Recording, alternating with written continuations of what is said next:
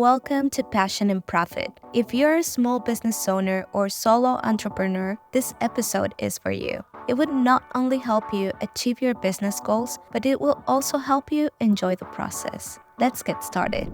I wanted to be making sales. So as a store owner, that inventory would come in, I'd pull it out of the box, throw it on a hanger, steam it really fast, get it out on the floor, and sell it sometimes before I'd even put it into my point of sale system.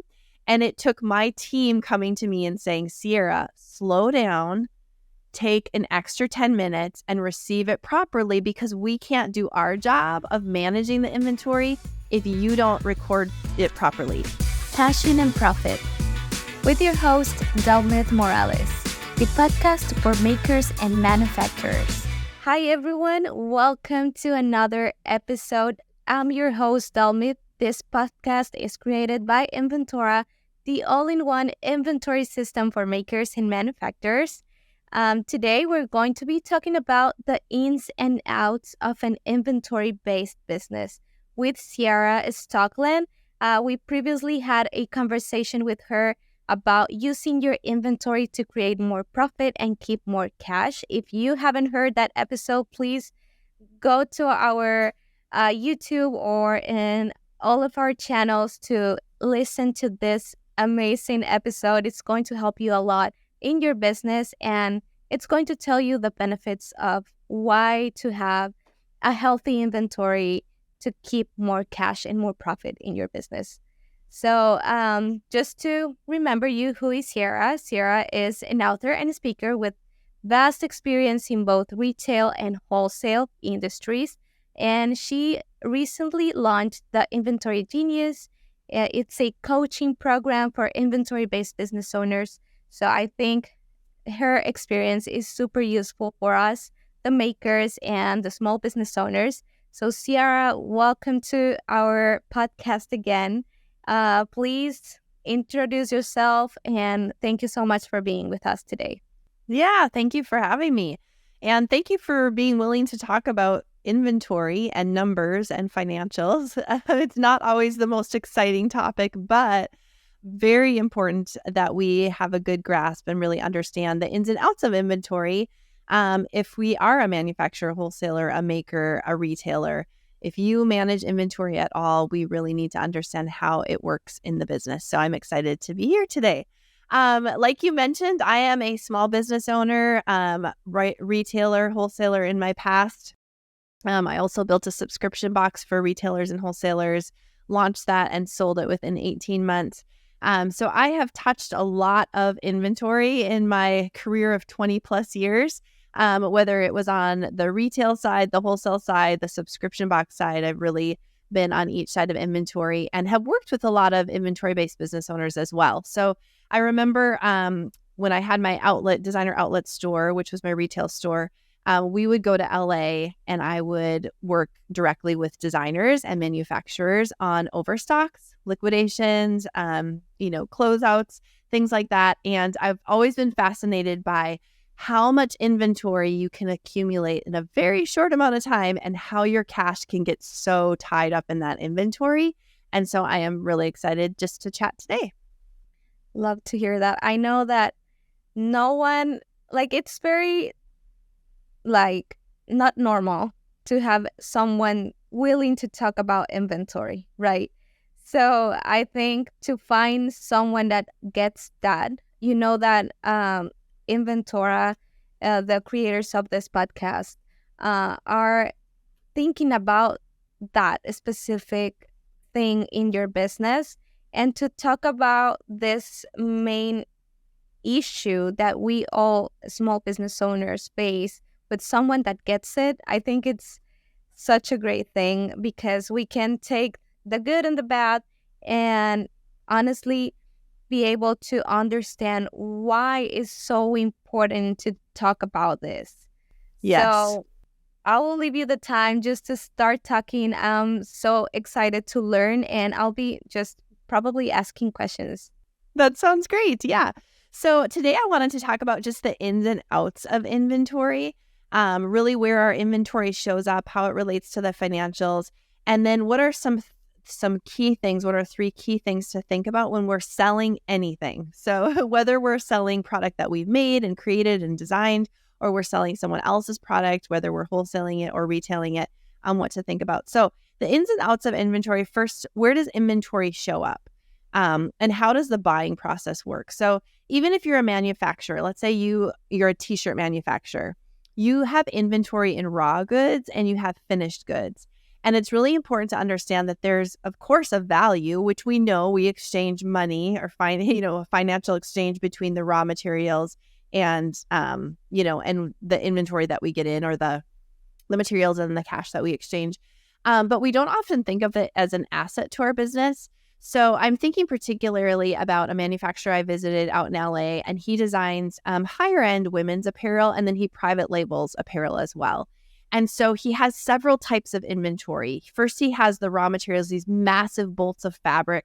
He has dye, so he dyes his fabric. He has, the different zippers and buttons and, the accessories to create these beautiful inventory items. And then he puts those together, creates them. And now he has finished inventory that he goes and wholesales.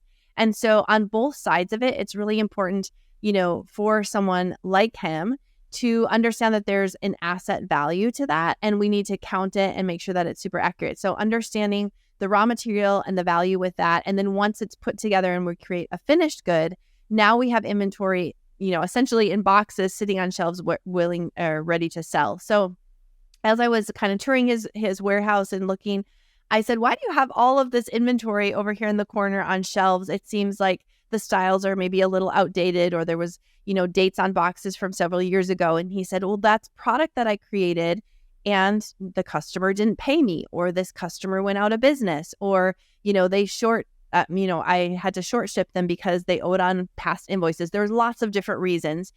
I said, well, let's move that inventory. Let's turn that inventory back into cash. And so it was really easy for him to keep the raw materials, be really tight with his raw materials. But then when it came to excess inventory that was already finished, he would just let that sit in boxes, cash on shelves.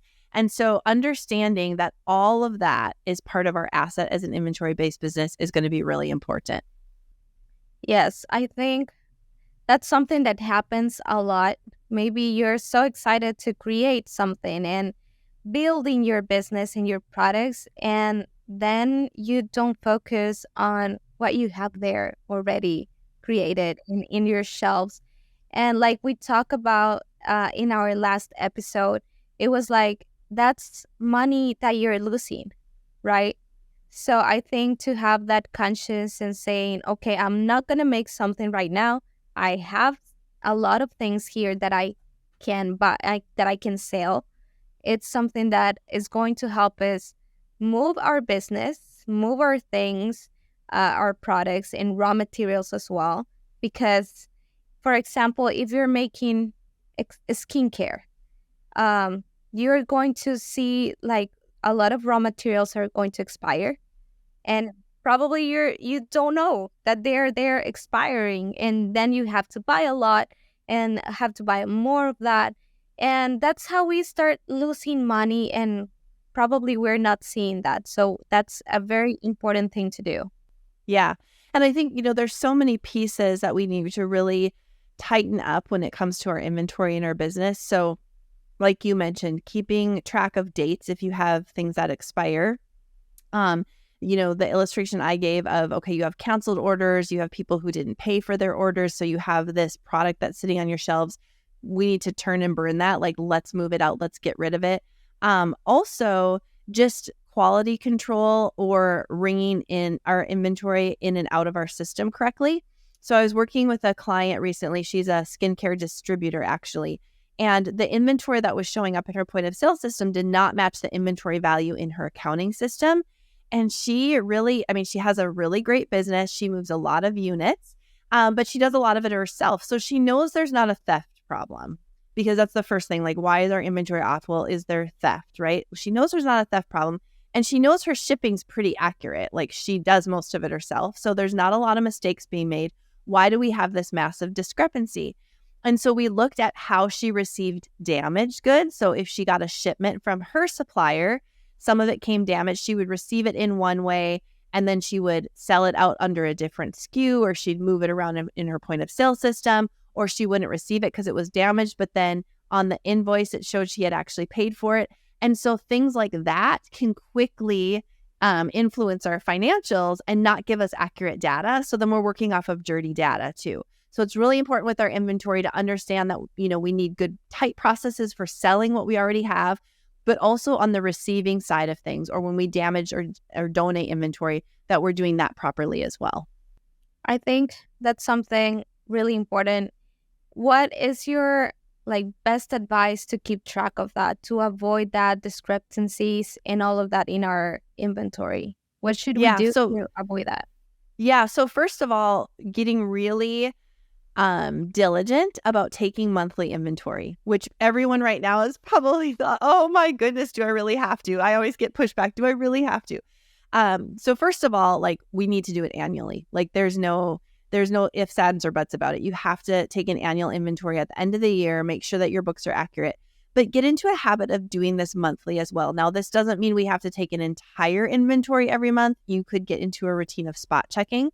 So maybe every month you rotate through different categories or different parts of the warehouse and you just spot check. So every month you're doing another portion of your inventory to keep it under control. Regardless, we want to get into the habit of really counting our inventory and matching it to what's both in our accounting system and our point of sale system. That would be the first thing. And then I think second is creating good rhythms and processes for receiving inventory or receiving raw materials. Don't skip to the front of the line. So in my retail store, I was always in a hurry because I wanted to sell things, right? And so boxes would come in. Our flagship store was about 4,000 square feet. So it was quite large. We had a lot of inventory and we were an outlet. So we moved inventory really fast because it was sold at a good price. And I wanted to be making sales. So as a store owner, that inventory would come in, I'd pull it out of the box, throw it on a hanger, steam it really fast, get it out on the floor and sell it sometimes before I'd even put it into my point of sale system. And it took my team coming to me and saying, Ciara, slow down, take an extra 10 minutes and receive it properly because we can't do our job of managing the inventory if you don't record it properly. So get into a good rhythm, a good system, and a process for receiving inventory. Take care of issues right away would be the third thing. So if you receive materials or if you receive inventory and you have damages or you've been short shipped, record that and contact the vendor. Get that taken care of. Get a credit memo, get a replacement. Take care of those pieces right away because it's much easier to take care of those discrepancies right away when they come in small batches than trying to catch up on it at the end of the year when we have just such a mess and nothing matches up. Yeah, that makes sense. And speaking of suppliers, I think we, at the beginning, we're just trying the suppliers that suit our business better. How can we analyze the supplier performance? How should we take that decision of saying, this one is good for me, this one is not working? What key factors should we look for, make it something beneficial for our business? Yeah, I think it comes down to really understanding your numbers.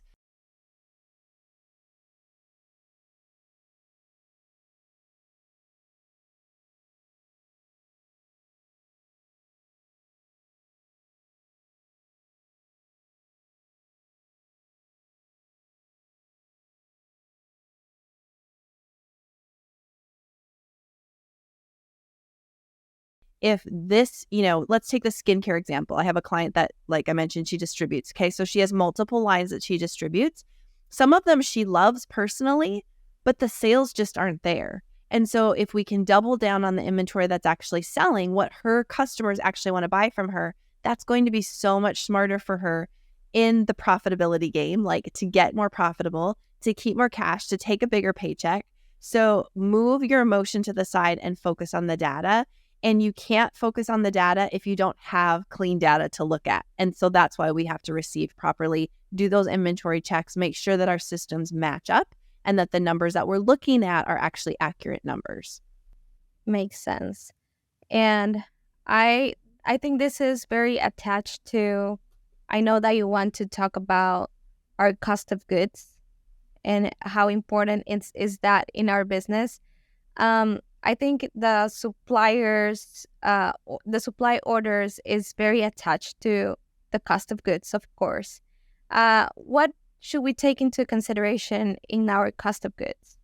Yes. So there's three things to consider when you are selling your inventory or looking at your numbers or deciding what to sell or who to sell from. So sales goals, first of all, like what's your break even in your business? And then above the break even, what are some profit goals that you have? Is there debt that you want to pay down? Do you want to start taking a consistent paycheck? Do you want to build a savings account? Do you want to expand? So what are some goals that you have? And then you back into those goals with your break even to decide how much you need to sell in the first place. Then the second thing you're going to consider and really focus on is your cost of goods sold. So if you create and make those sales goals, how much of that money do you get to keep? What is your gross margin? So the cost of goods sold measurement comes from the cost that's actually been sold. So if I made $100,000, what did that inventory cost me that I sold for the $100,000? Not what did I purchase and stock in my warehouse this month, but what was the cost of those sales? And you need to be consistently looking at that cost of goods sold, measuring the gross margin so that ultimately it can deliver you the maximum amount of net profit. It can cover your break even, cover any debt that you're servicing, and then any profit that you want to save. So margin is really important. And when you're looking and comparing maybe vendors, suppliers, again, taking the emotion out of it, if supplier A brings me 55% gross margin and supplier B brings me 65% gross margin and I have an option, let's move towards supplier B. Let's create better relationships. Let's negotiate even better discounts and deals. And then also, I think looking at from the vendor or supplier standpoint, the accuracy and the timeliness of the shipments and the relationship with you. So maybe you get great gross margin from supplier B, but they always ship mistakes. They're always shipping late. You're losing out or missing out on opportunity for sales. Then we need to reevaluate that too, because all of that costs us margin. So I think all of those pieces are really key and really important to look at. Yeah, I think that's very important. And I think also what you mentioned before, the goals of your business, to focus on, to set up like the profit margin based on your goals. For example, if you're in debt, you're going to think about that when you're pricing your products as well. Or if you want to start saving for building a shop or have a storefront. So all of those goals, and I believe to have a business plan is very useful in this case, because that way it's not going to just help you in the marketing side of your business, but also in your inventory and administrative things of the business, correct? Yeah, So absolutely. I think setting up your goals and then move forward and seeing the cost of your goods and how much you need to make in order to be profitable are the main things that you should do, right? Yeah, absolutely. Yes, so important. And then I think I have a question, because I have been looking around all the ins and outs of an inventory-based business. Can you talk a little bit about what's inventory turnover? Yeah, so you want to start measuring your inventory turn, which is how quickly an entire SKU or a category or a design sells through. So this you're going to look at in large periods of time, usually quarterly or biannually, and you really want your inventory turn to be spot on. So if your inventory is turning too slow, so let's say you're only turning through this category twice a year, meaning of all the money you invest, that inventory investment only sells, 2 times a year, that's going to be too slow. So we can say, okay, maybe it's a wrong category. Maybe the brand doesn't work. Maybe it's priced too high. There's some reasons for that. If your inventory is turning too fast, that can also be an indicator that you could mark your inventory up a little. Or maybe you need to stock more. You're missing out on sales. Your inventory is turning so fast. And if you had more of that particular type of inventory, you would actually be making more cash. So it's really important to look at inventory turn. And you just look at this by seeing what your average inventory value is, and then looking at the cost of goods for that same period of time, And then that will tell you what your turn of inventory, your rate of turn is. Perfect. I think that's something that we don't think to do when we're like involved in all of the things in the business. The inventory turnover, we're just trying to sell. And if it's selling faster, we're trying to make more and more and more, and that's it. Or if it's not selling, then we just leave it there and we have money in our shelves that we're losing. So I think that's something really useful. And also, I know that it's very helpful for us not to make our decisions just emotionally, like just with our emotions. What data should we take into consideration when making decisions having an inventory-based business? Yeah, so you want to make sure you're looking at your gross margin. That's going to be really important. Are you making your sales goals?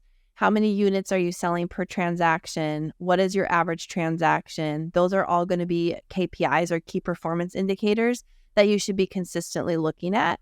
You can also look at, rate of return customers. You can look at conversion rates on your if your website e-commerce, like what's your conversion rate? If you have walk-in traffic, what's your conversion rate?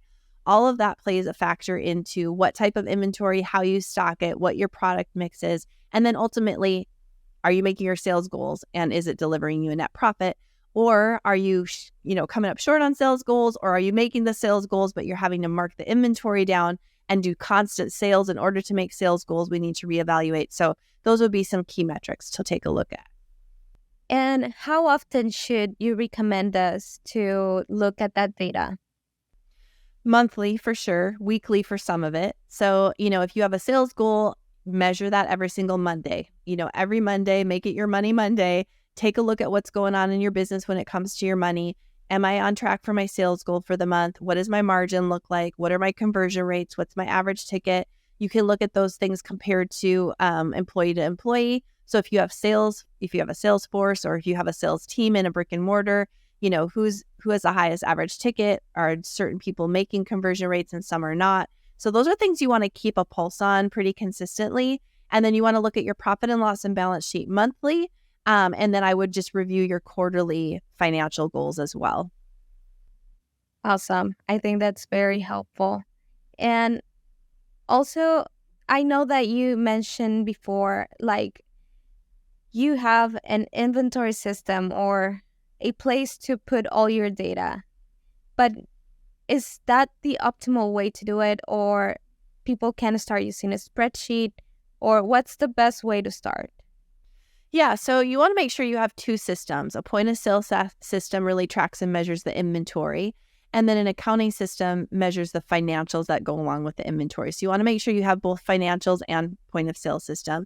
And then you can create tools, like with a lot of my clients, I build out tools for them, dashboards where they can track specific parts of the inventory. So if we're building out a buying budget, what that looks like, as far as a product mix, how many units are selling, different KPIs, we can measure those in various spreadsheets and tools and things like that. But basically start with a point of sale system and an accounting system, and then make sure that they are both kept up to date and are very accurate. Awesome. I think Inventora, not to brag, but it's very useful for this part of the business. And I think if you start using a system since the very beginning, it's going to be easier for you to translate that once your business is already more established. Yes. Right? Yes. So I think that was pretty much all of my questions. I don't know if you want to add anything else, if we're losing a little bit of information that you want to talk about. I would just encourage everyone, no matter where you are in your journey, you might say, oh my goodness, I haven't been doing these things and I've been in business for a decade. And how do I start? It can be very overwhelming. Start small. So choose one metric, one key performance indicator, one number you're going to fall in love with and you're going to get to know. Maybe it's your margin. Maybe you just say for the next quarter, for the next 2 quarters, I'm just going to start digging into my margin. I need to know what's going on with the margin in my business. Maybe it's sales goals. Maybe you just want to start at the top and say, I've never created a sales goal based off of the needs of the business. I actually, I want to base a goal off the needs of the business and then see how inventory plays into that. Maybe you don't have an accounting system. So your first step is to just hire a bookkeeper. So don't let all of the ideas that I went over overwhelm you. Just choose one thing, do it well, and then move to the next thing and keep layering those on. Yes, absolutely. I will take that advice. I think we try to be in all of our places at the same time, and at the end of it all, we're not doing anything. So focusing on making just one thing at a time, baby steps, is going to be more successful. Absolutely. And then you build the confidence because you accomplish something and you do it well, and you build confidence, and confidence breeds more action. So that's what we need to do. I love that. So everyone, there you have my conversation with Ciara. Go check out Ciara and her business in the link of our show notes. I hope you find this episode helpful. Don't forget to subscribe, give us a follow, and if you like this episode, please share it with your friends. And thank you for being here. Thank you so Ciara, much. I was forgetting something. I want for you to tell everyone how can they find you in social media, how can they contact you if they need some help. Yes. So the first step would be to get my book, Inventory Genius. It's a very simple read. It'll take you about 2 hours. You can get it on Kindle, Audible, or the paper copy. You can find it on Amazon, or you can buy it directly on my website, ciarastockland.com. And that would be a great place to connect with me. If you want a profit strategy call with me, and we just dive into your inventory and I can give you some tips and point you in direction of some further learning, I would love to do that. So check out the website, and then on socials, Ciara Stockland as well. Awesome. Thank you everyone for being here, and until next time. And if you're interested to learn more about Inventora to help you keep track of your inventory stock levels, visit Inventora.com.